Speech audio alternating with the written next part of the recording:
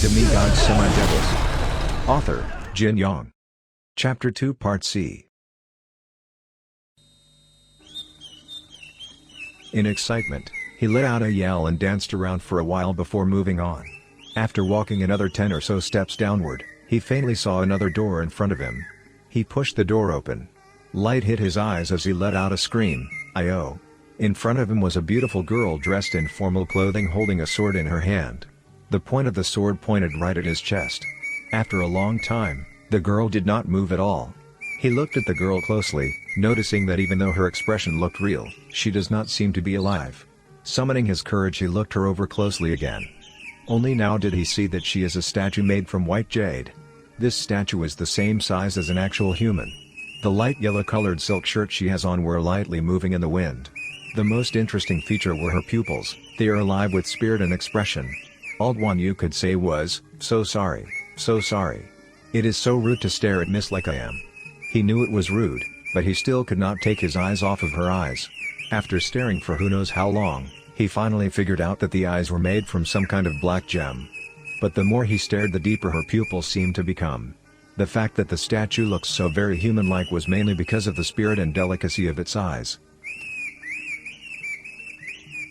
The white jade on the statue's face has a faint sign of redness, making it even more human-like. Duan Yu stepped aside to look at the statue, but noticed that her eyes followed him as if she was alive. In shock, he leaned his head to the right. The eyes of the statue still followed him. No matter where he stands, the statue's eyes are always looking at him. The expression in her eyes were even harder to figure out, seemingly love and happiness but not really, seemingly sincerely in love, yet also seemed silently depressed. He was spellbound for a long time. With a deep oh, he said, "Dear goddess, Duan Yu was fortunate enough to see your beauty today. I can die without no regrets now. Goddess, you have separated yourself from the world to live here by yourself. Hope it wasn't too lonely." The colors from the statue's eyes changed, as if she heard what he said and was truly touched. By now Duan Yu was completely spellbound. It's almost as if he was possessed, as if he can't ever take his eyes off the statue again. He muttered, "Don't know how I should address dear goddess." He thought, I should look around to see if she left her name around here. Looking around, he saw a lot of writings on the wall to the east, but he didn't really pay attention to them and immediately went back to staring at the statue. This time he noticed that the hair on the statue was actually real human hair, curled up in a bun. The hair around her temples were like a fog. By her temple was a jade hairpin. On the hairpin was 2 pinky-sized crystals, shiny and colorful. The walls of the room were full of gems and crystals as well. On the wall on the west side, 6 large crystals were embedded into the walls. Beyond the crystals was the faint glow of water, making this room several times brighter than the previous room. He stared blankly at the statue for a long time again before turning away. He noticed that the east wall has been smoothed out and several lines of words has been carved onto it. The lines were all taken from Zhuangzi, mostly from the books of Carefree Travels, Principles of Nurturing, Autumn Waters, and Epitome of Happiness. The calligraphy was elegant and refined. The words seemed to be carved with a really sharp tool, for every stroke is about half an inch deep. At the end was another line, dedicated to Dear Chushui, Autumn Waters, from Carefree Man. No sun and moon in this cave, truly the epitome of happiness in the mortal world.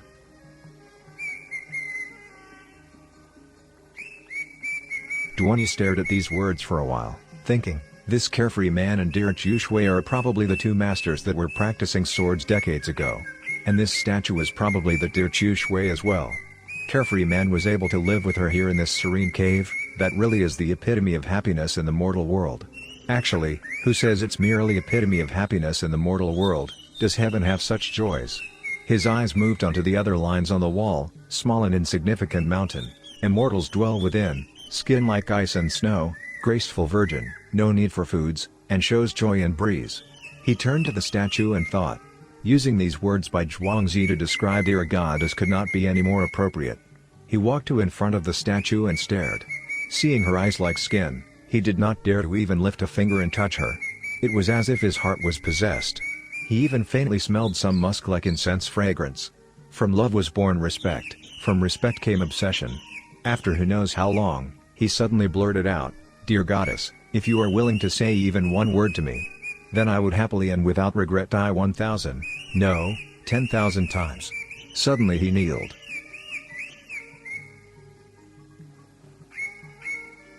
When he kneeled, he noticed that there were 2 mats in front of the statue, seemingly placed for people to kowtow to the statue.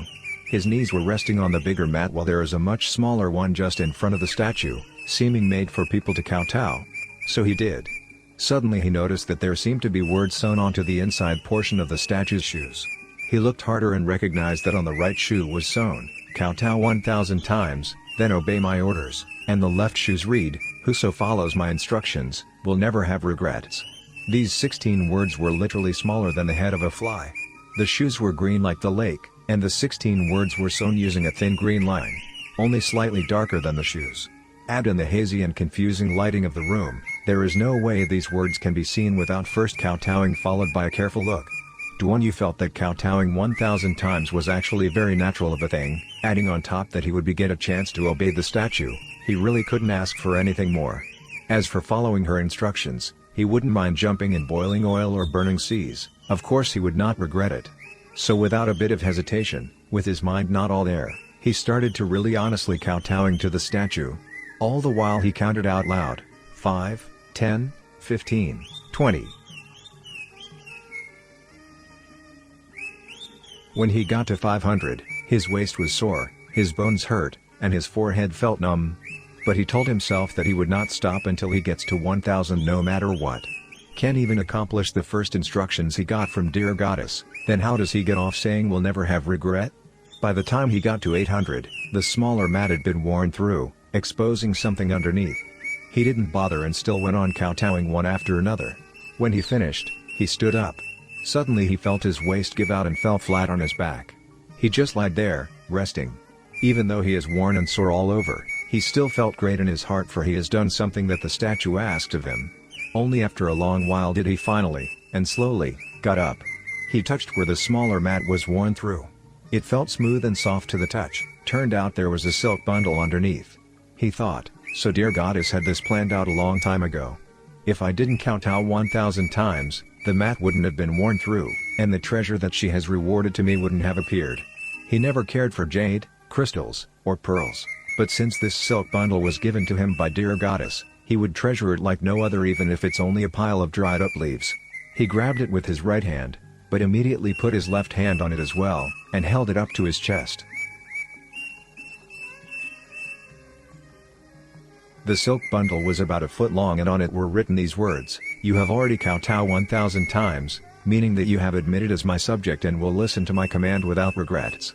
This volume is the essence of our carefree sex kung fu, Xia Yao Pai. From this day forth, you shall, from 5 a.m. to 7 a.m., 11 p.m. to 1 a.m., and 5 p.m. to 7 p.m., follow and practice the instructions within. Then you can rightfully read the collection and all the kung fus of every sect in the world will be yours to use. Learn what you can and want, afterwards leave and kill all of the disciples and descendants of the carefree sect. If one fall through the holes, even the heavens will curse you. His hands that were holding up the bundle could not shaking violently as the thought ran across his mind, what does she mean? I don't want to learn kung fu. As for killing all of the disciples of carefree sect, I have even less urge to do that. But how can I not obey Dear Goddess's instructions? I have already kowtowed to her 1000 times, which means I am now a willing subject of hers.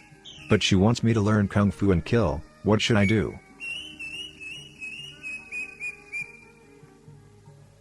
His mind was a mess as he thought to himself, she tells me to learn the kung fu of the carefree sect and kill all the disciples of the carefree sect, how strange. Probably her martial brothers and sisters did something horrible to her, so she wants revenge. Yet she was not able to before her death, so she wants to have a disciple to finish this wish of hers. Those people did bad things to Dear Goddess, then without a doubt they are the most evil and sinister people in the world. When Confucius said, revenge with righteousness, he was talking about this kind of stuff. Dad also said that even if I don't want to kill bad people, when they meet me they would want to kill me, so if I don't know any kung fu, then all I can do is wait to be killed. There is a lot of sense in what he said. When his father was forcing him to learn kung fu, he whipped out all kinds of philosophies and arguments of Confucius and Buddhism to say that it's not right to learn kung fu. His father's knowledge in this subject is not on par with him, so he could not argue with him. Yet at this moment, he is obsessed with the statue, so he naturally feels that there is some sense in what his father said.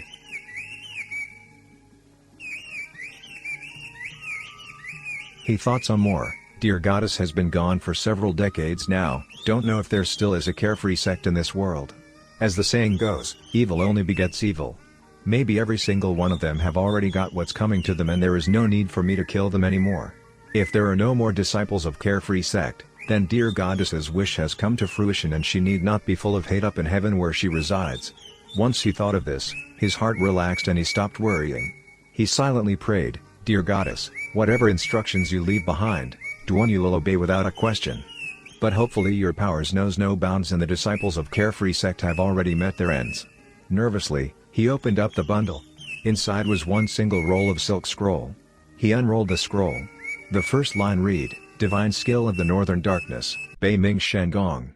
The handwriting was beautiful and elegant yet powerful, same as the words written on the outside of the silk bundle. After it was written,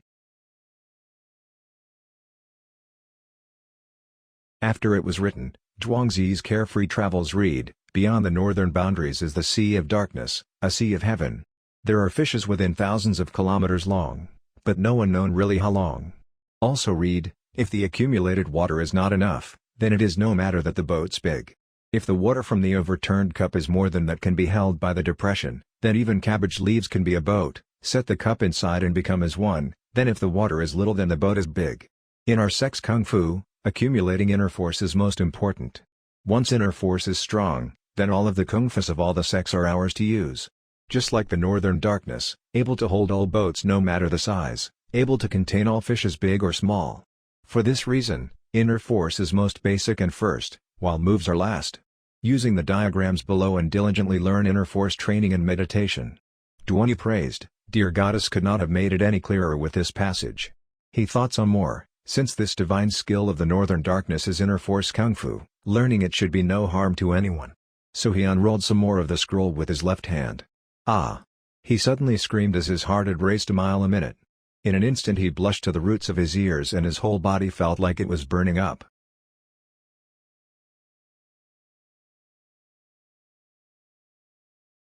For on the scroll there was a drawing of a naked female, not a single strand of clothing on her body, face exactly like that of the statues. Duanyu felt as if one glance would be disrespect and obscene towards Dear Goddess, so he immediately rolled up the scroll. Only after a long while did he think, Dear Goddess instructed, using the diagrams below and diligently learn.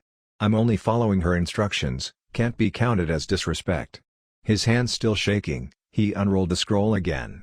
The face of the female was smiling beautifully and sweetly.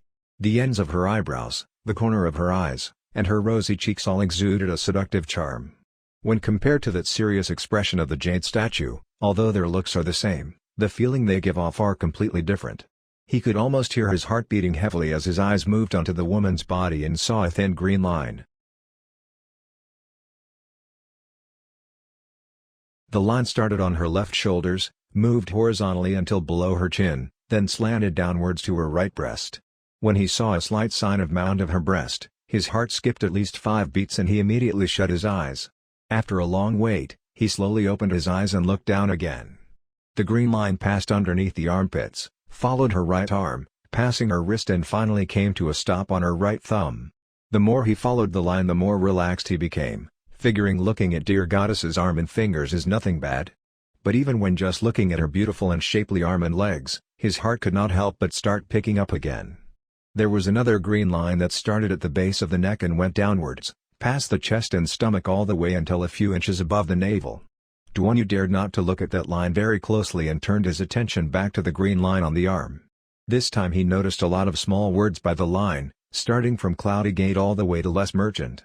He often listens in on his parents talking about Kung Fu, although he never really paid much attention to it, he has heard them talk about it too often. So he recognizes these small words as names of pressure points on the body. He unrolled the scroll a bit further and read, Divine Skill of the Northern Darkness is about using others' inner strength as my own. The Sea of the Northern Darkness did not create itself. It said, all the rivers empties into the ocean is because it can contain the rivers. The vast open seas was accumulated. So scripture of the lunar hand and lungs is the first lesson of the divine skill of the Northern Darkness followed by detailed instructions as to how to practice this Kung Fu. It concludes the section with, when others practice inner strength, the path that they take is from Cloudy Gate to Les Merchant.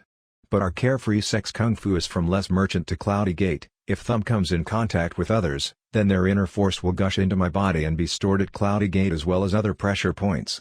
But if the opponent's inner force is stronger than mine, then the water of the sea will empty into the rivers and will lead to life-threatening dangers. You have been forewarned. The other skills of our sect has not been developed fully and are only able to weaken the opponent's inner force but cannot make it available for own use. It is as if stealing a fortune yet misplacing it, such a waste of something so precious.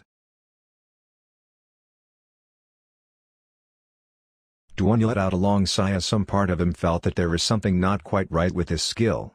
Using others' inner strength for your own use, isn't that just like stealing something precious from others? But then he also thought, dear goddess could not have picked a better metaphor. Rivers empty into the sea because it is the rivers themselves doing the emptying, not because the sea is stealing the river's waters. My thinking, dear goddess, stealing from others, how disrespectful is that? Punishment is called for. Definitely called for. So he lifted his hand up and slapped himself once on both cheeks. The first slap on his left cheek was rather hard and very painful, so naturally he took off a lot of force on the second slap on his right cheek. He thought to himself, bad, evil people came to make trouble to dear goddess, so dear goddess took their inner strength for herself. That's only taking away bad, evil people's ability to do bad, evil things. Like grabbing the butcher knife away from the butcher, not killing him. How could a person such as dear goddess ever do a single bad thing?